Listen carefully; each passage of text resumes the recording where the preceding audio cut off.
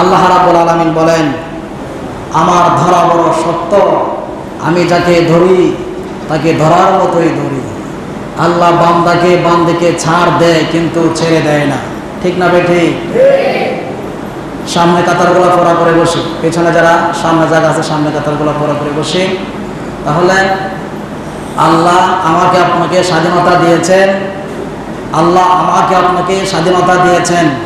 এই স্বাধীনতা আমরা অনুযায়ী যে কোনো কাজ করতে পারি। আল্লাহ তো ছাইরা দিছে, কাগজ কাটাকার গরিব বানাকার ওরা তাহা আসমান মে গরিব ছাড়া কিয়া করবো রশে মাওলাকে হাত মে।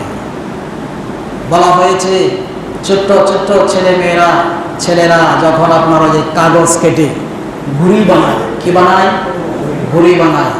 এই ঘুড়ি বানায়া আকাশে ছেড়ে দেয়। গরিব বানাকার ওরা তাহা আসমান মে, আসমানে উড়াইয়া দেয়। ঘুড়ি বেচারা কে করবো রশি মাওলাকে হাত মে। কিন্তু ঘুড়ির মধ্যে যে রশি আছে, রশির যেটা ধরে ফেসার নাটাই কোনো কি জানি বলে, তো এই রশিটা যে ফেসা কাঠির মধ্যে যেটাই বলেন, তাহলে ওই ছেলে যখন এই রশি ধরে যখন টান দিবে, ঘুড়িটি আসবে না যাবে? আসবে। ছেলে যখন রশি ধরে টান দিবে, ঘুড়ি কি আকাশে উঠতে পারবে? ঘুড়ি আকাশে উঠতে পারবে ভাই? পারবে না। খুব সিম্পল ভাবে এখানে বোঝানো হয়েছে।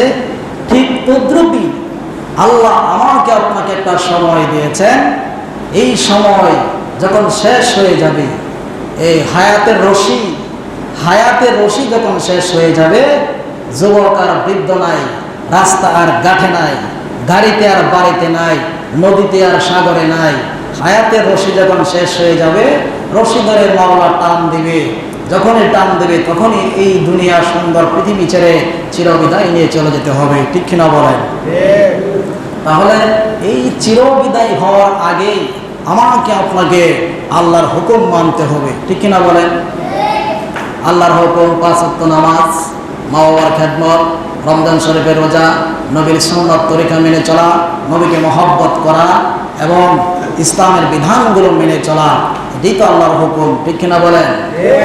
তাহলে এবং পর্দাপোশিতা অনুযায়ী চলা, মা বোনদেরকে পর্দাপোশিতা অনুযায়ী চলা। প্রধান হাসরের ময়দানে আল্লাহ রাব্বুল আলামিন প্রত্যেককে তার পরিবারের প্রধান, আমি আমার পরিবারের প্রধান, আমি আমার ছেলে মেয়ে স্ত্রী সম্পর্কে হাসরের ময়দানে আল্লাহ আমাকে জিজ্ঞাসা করবেন। হাসরের ময়দানে আল্লাহ রাব্বুল আলামিন আমার বিবি, আমার ছেলে মেয়ে সম্পর্কে আমাকে জিজ্ঞাসা করবেন। আপনার ছেলে মেয়ে সম্পর্কে, আপনার স্ত্রী সম্পর্কে হাসরের ময়দানে আপনাকে জিজ্ঞাসা করবে যে তুমি তোমার ছেলে মেয়েকে, তোমার স্ত্রীকে কিভাবে পরিচালিত করেছ। আমাকে জিজ্ঞাসা করবে, প্রত্যেককে এভাবে জিজ্ঞাসা করা হবে ওই হাসরের ময়দানে। যার যার পরিবারের প্রধান যিনি, তাকে হাসরের ময়দানে জিজ্ঞাসা করা হবে।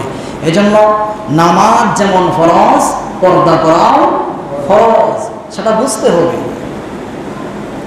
সেটা আমাকে আপনাকে বুঝতে হবে। আমরা তো না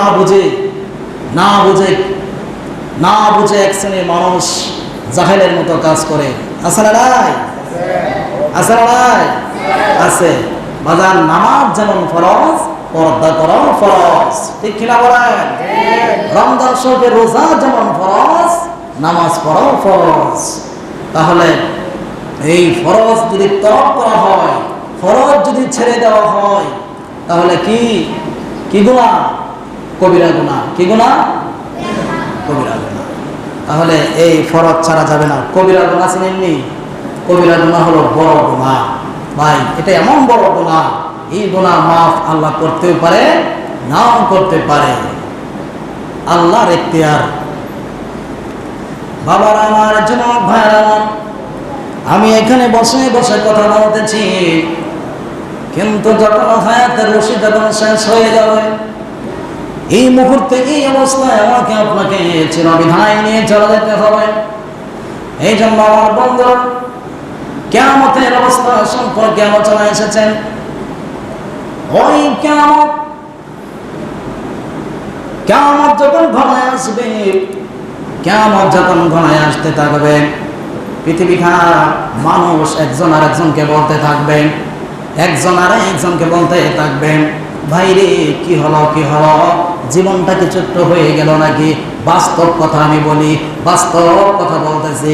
আমি বাড়িতে গিয়েছিলাম, বাড়িতে যাওয়ার পরে 5-6 বছর পরে একটা লোকের সঙ্গে আমার দেখা হয়েছে। 5-6 বছর পরে একটা লোকের সঙ্গে আমার দেখা হয়েছে। দেখা হওয়ার পরে সালাম কালাম বিনিময় করলাম, ভাড়া ভাড়া জিজ্ঞাসা করার পরে বলতেছি, ভাই আপনার দেখা যায় চৌধারে সব পাইকে গেছে।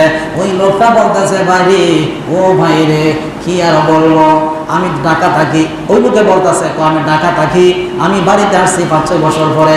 5-6 বছর পরে এসে দেখি ফুলাফানে তো বড় বড় হয়ে গেছে। আরে ভাই রে জীবনটা কি ছোট হয়ে গেছে কিনা, জীবনটা কি ছোট হয়েছে নাকি?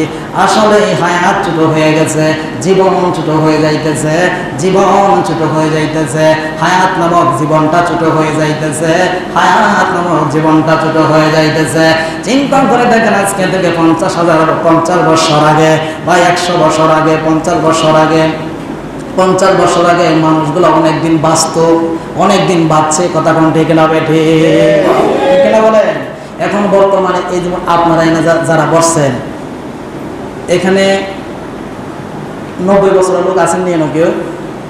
90-95 বছরের লোক আছেন কেউ? মনে হয় না। হ্যাঁ 95 বছরের লোক। কিন্তু 50 বছর আগে ঠিকই কিন্তু মনে করেন 80-90-95 বছরের লোকের অভাব ছিল না। কিন্তু এখন সর্বোচ্চ পাইলে 80 থেকে 85, এর উপরে লোক আমার চোখে বেশি একটা ধরা পড়ে না। আপনারা কি বলেন? দেখেন এর উপরে লোক দেখা যায় না। এজন্য আসলে মূল কথা, অ্যাকচুয়ালি হায়াতটা ছোট হয়ে আসতেছে, জীবনটা ছোট হয়ে আসতেছে। কিয়ামতের আলামতগুলো কি হবে? ওই কিয়ামতের আলামতগুলো ভাইয়ে ভাইয়ে দ্বন্দ্ব হবে, বাবা ছেলে দ্বন্দ্ব হবে, মামলা মোকদ্দমা হবে, মার ছেলে মামলা মোকদ্দমা হবে। বন্ধুরে আগাড়ে গাঢ় হয়ে যাবে, ভালো মানুষ খারাপ হয়ে যাবে, খারাপ মানুষ ভালো হয়ে যাবে। এইগুলো হলো ছোট ছোট আলামত। বন্ধুরে আমার ওই কিয়ামতে যখন ঘনায় আসতে থাকবে, সময় যখন ঘনায় আসতে থাকবে, একজন আলেম বসা থাকবে, ভালো একটা জানলেওয়ালা আলেম বসা থাকবে, আলেমের পাশে অনেকজন লোক বসা থাকবে। ওই আলেমকে রাইখা সাধারণ মানুষ ফতোয়া দিবে। কথা কোন ঠিক না বেঠে? চলছে নি এটা? চলছে নি? হুজুরা কিস্তা জানে না, হুজুরা কিছু জানে না। হুজুর কিন্তু হুজুরের বসায় ফতোয়া দেয় সাধারণ এক বেড়া। ঠিক না বেঠে? কিন্তু হুজুরের করার সুযোগ দেয় না। আমার নবী বলেছেন, আপনার নবী বলেছেন, আলেমগণ বসা থাকবে, সাধারণ মানুষ ফতোয়া মারবে, সাধারণ মানুষ ফতোয়া দিবে। এইটাও একটা কিয়ামতের আলামত। ছোট ছোট রাস্তাগুলো ফাঁস হয়ে যাবে, বড় রাস্তা ধারণ করবে। ওই বড় রাস্তাগুলো হওয়া কিয়ামতের আলামত। যেই জায়গার মধ্যে, যেই জমিনের মধ্যে আপনার বাড়ি ঘর হওয়ার কোনো চিন্তা ভাবনাই 100 বছর আগে মানুষ করতো না, কিংবা 50 বছর আগের মানুষ যেই জায়গার মধ্যে, যেই জমিনের মধ্যে বাড়ি ঘর হওয়ার কোনো কল্পনাই মাথায় আনতে পারতো না, এই জায়গার মধ্যে বাড়ি ঘর হবে। এইটাও হলো কিয়ামতের আলামত। ঠিক কিনা বলে? ঠিক না ঠিক? এগুলো হলো ছোট ছোট আলামত। এগুলো হলো কিয়ামতের 41টা আলামত আছে। কয়টা আলামত আছে? 41টা আলামত আছে কিয়ামতের ভাই, 41টাই আছে আলামত। ছোট ছোট আলামত যখন প্রকাশ হয়ে যাবে, অলরেডি ছোট ছোট আলামত গুলো আপনার প্রকাশ হয়ে গেছে, বড় আলামত প্রকাশ হওয়ার বাকি আছে। কিয়ামতের বড় আলামত হলো 10টা। বলেন কয়টা? কিয়ামতের বড় আলামত হলো 10টা। 1 নাম্বার হলো কি জানেননি? 1 নাম্বার হলো পশ্চিম অঞ্চল থেকে আপনার ধূম্রজাল বের হয়ে আসবে। পশ্চিম অঞ্চল থেকে ধূম্রজাল বের হয়ে আসবে, কালো ধোঁয়া বাহির হয়ে আসবে। এবং ধরে ওই ধূম্রজাল প্রকাশ কিন্তু হয়ে গেছে। ঠিক না ঠিক? মাঝে মাঝে ফেসবুকের পাতায় দেখা যায় পশ্চিমাঞ্চল থেকে ধূম্রজাল, কালো ধোঁয়া অটোমেটিক লেনে আসতেছে। আপনারা দেখেন কিনা? দেখেননি ফেসবুকের পাতার মধ্যে? এই ধূম্রজাল বাহির হবে, এরপর আপনার দাজ্জালের প্রকাশ ঘটবে, ইয়াজুজ মাজুজের প্রকাশ ঘটবে। এগুলো বড় আলামত। এরপর আপনার সূর্যটা এখন বর্তমানে কোন দিকে উদিত হয়? সূর্যটা এখন বর্তমানে কোন দিকে উদিত হয়? কি গো, কোন দিকে? পূর্ব দিকে উদিত হয়। আর অস্তটা কোন দিকে? পশ্চিমে।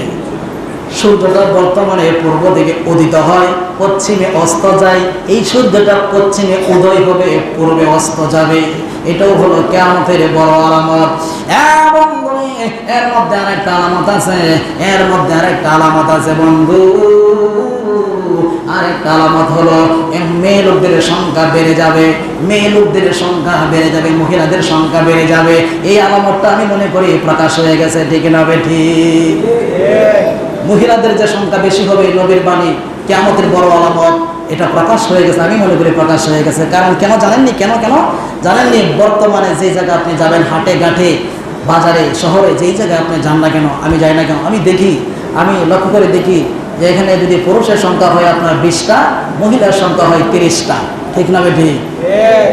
মহিলার সংখ্যা যদি হয়, পুরুষের সংখ্যা যদি হয় 80 জন, মহিলার সংখ্যা হয় 90 জন। এটা আমি কাউন্ট করে আমি দেখি, অনেক সময় দেখি, আর হাদিসটা আমার মনে পড়ে, এই আলামতগুলো তো প্রকাশ হয়ে গেছে, আর কয়েকটা আলামত, 2-4টা আলামত বাকি আছে। এই আলামত যখন প্রকাশ হবে, পৃথিবী কিয়ামত হয়ে যাবে। তাহলে আবার আমার সময় শেষ হয়ে আসছে। তাহলে আপনি ওই আলামতগুলা কিয়ামত হওয়ার আগে মনে করেন আমাকে আপনাকে প্রস্তুতি নিতে হবে। কিয়ামত হওয়ার আগে আমাকে আপনাকে কি করতে হবে? প্রস্তুতি নিতে হবে। অফ করে দেব।